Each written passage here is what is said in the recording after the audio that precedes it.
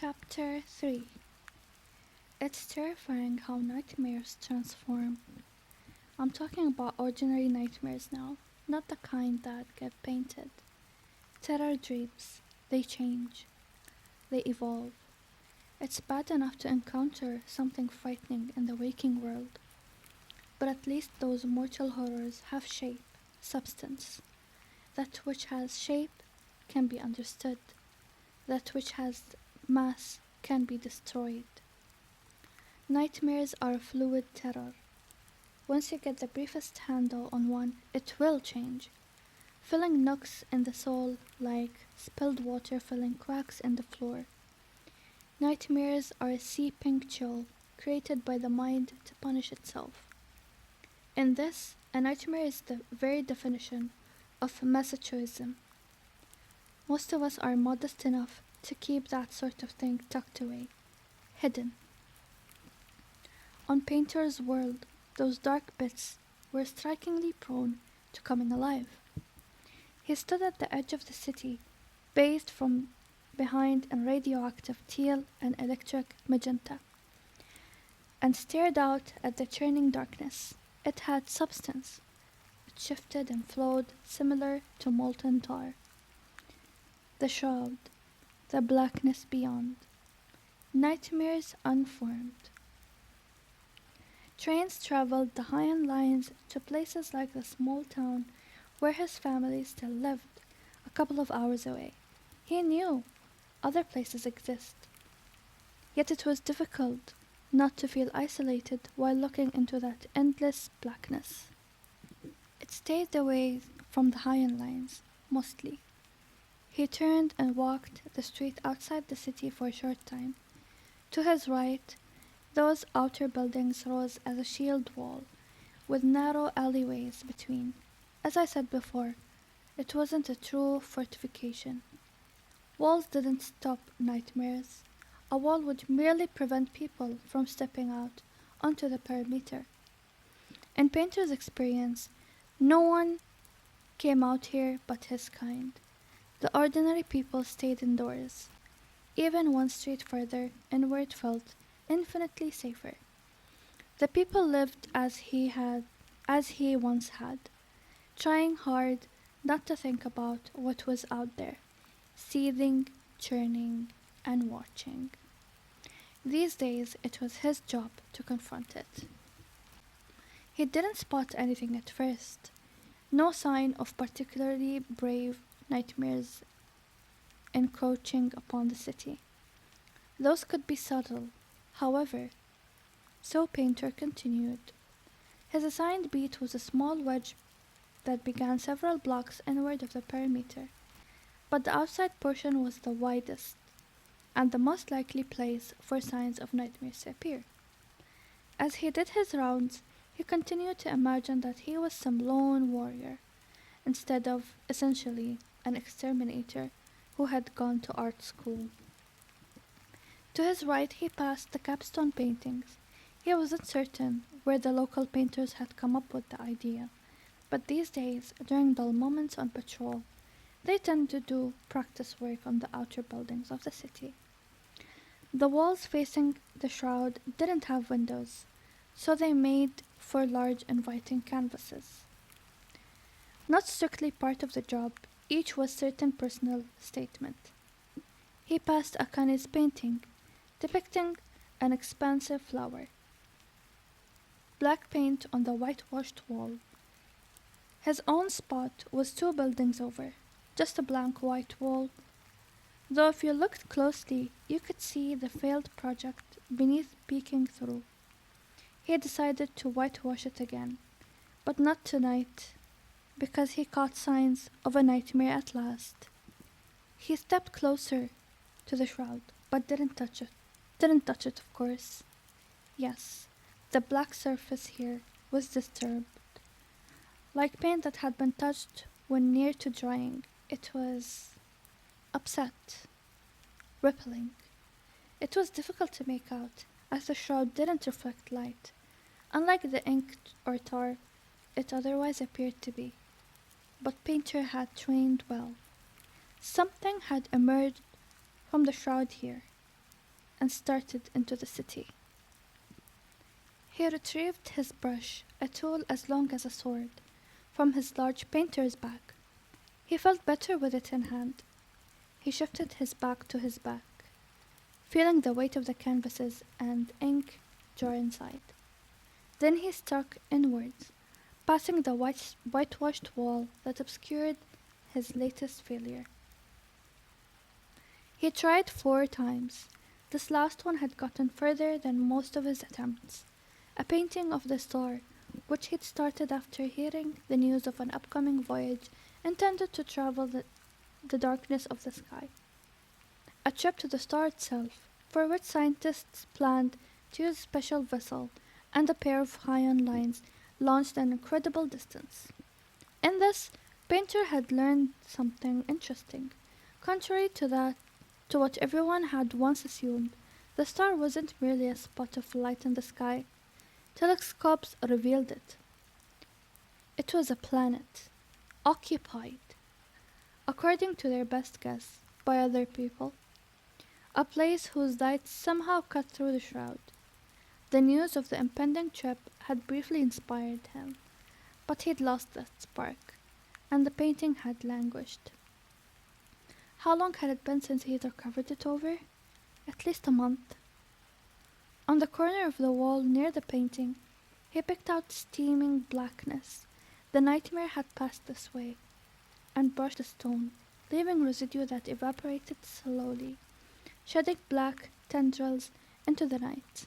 He had expected it to take this path. They almost always took the most direct way into the city. It was good to confirm it nonetheless. Painter crept inwards, re-entering the realm of the twin ion lights. Laughter echoed from somewhere to his right, but the nightmare probably hadn't gone that direction. The pleasure district was where people went to do anything other than sleep. There, he thought, picking out black wisps on a planter up ahead. The shrub grew towards the ion lines and their nourishing light. So, as Painter moved down the empty roadway, he walked between plants that looked as if they were reaching arms up in silent salute. The next sign came near an alley, an actual footprint, black, steaming dark vapors. The nightmare had begun evolving, picking up on human thoughts, changing from formless blackness to something with a shape. Only vague at first, but instead of being slinking, flowing black thing, it probably had feet now. Even in that form they rarely left footprints, so he was fortunate to have found one. He moved onto a darker street, where the iron lines were fine and thin overhead. In the shadowy place, he remembered his first nights working alone. Despite his extensive training, despite mentorship with 3 different painters, he had felt exposed and raw, like a fresh scrap exposed to the air.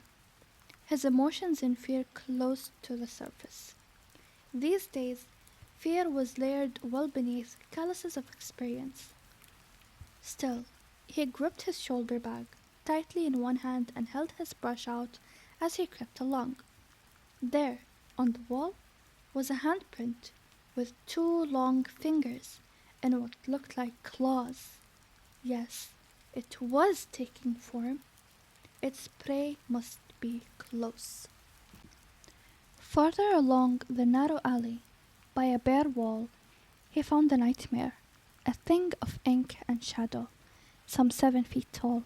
It had fashioned 2 long arms that bent too many times. The elongated palms pressed against the wall, fingers spread. Its head had sunk through the stone to peek into the room beyond. The tall ones always unnerved him, particularly when they had long fingers. He felt he'd seen figures like that in his own fragmented dreams. Figments of terrors buried within. His feet scraped the stones. and the thing heard and withdrew its head, wisps of formless blackness rising from it like ash from a smoldering fire. No face, though. They never had faces. Not unless something was going very wrong. Instead, they usually displayed a deeper blackness on the front of the head, on that dripped dark liquid like tears or wax near a flame. Painter immediately raised his mental protections, thinking calm thoughts. This was the first and most important training. The nightmares, like many predators that fed on minds, could sense thoughts and emotions. They searched for the most powerful, raw ones to feed upon. A placid mind was of little interest. The thing turned and put its head through the wall again. This building had no windows, which was foolish. Nightmares could ignore walls. In removing windows, the occupants trapped themselves more fully in the boxes of their homes, feeding their claustrophobia and making the jobs of the painters more difficult. Painter moved carefully, slowly, taking a canvas, a good 3 foot by 3 foot piece of thick cloth on a frame, from his shoulder bag. He set it on the ground in front of him. His jar of ink followed, black and runny. Nightmare painters always worked in black on white, no colors, as he wanted something that mimicked the look of a nightmare. The ink blend was designed to give excellent gradations in the gray and black. Not that Painter bothered with that much nuance these days. He dipped the brush in the ink and knelt above his canvas, then paused, gazing at the nightmare. The blackness continued to steam off it, and its shape was still fairly indistinct. This was probably only its first or second trip into the city. It took a good dozen trips before a nightmare had enough substance to be dangerous, and they had to return to the shroud each time to renew, lest they evaporate away. Judging by its appearance, this one was fairly new. It probably couldn't hurt him. Probably. And there was the crux of why painters were so important, yet so disposable.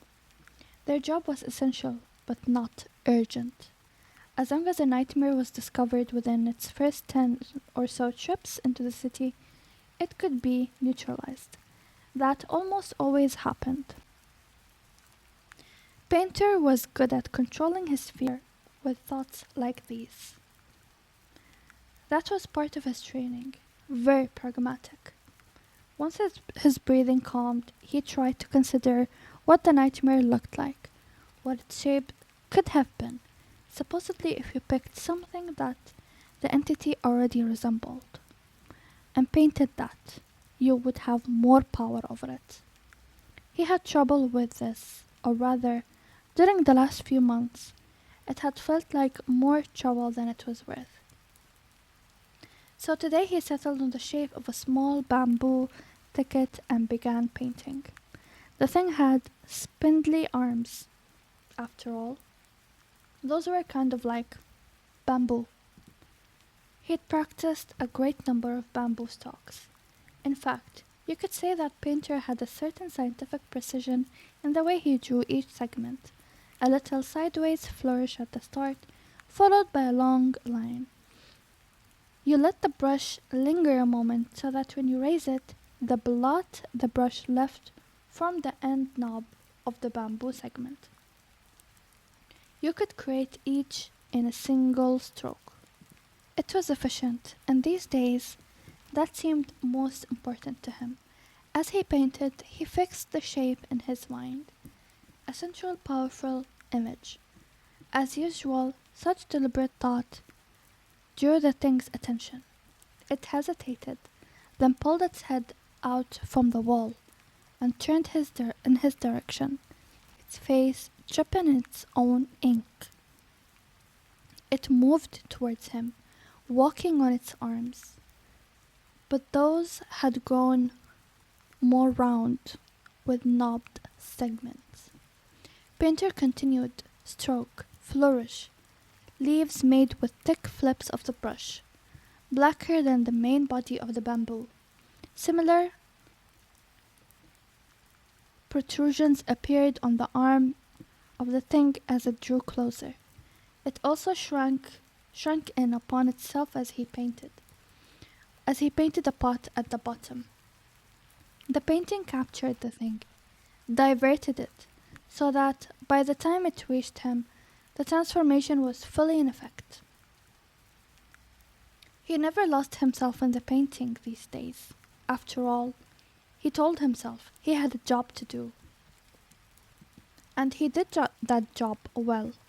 As he finished, the thing even adopted some of the sounds of the bamboo.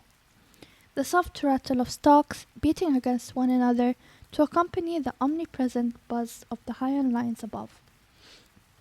He lifted his brush, leaving a perfect bamboo painting on his canvas, mimicked by the thing in the alley, leaves brushing the walls.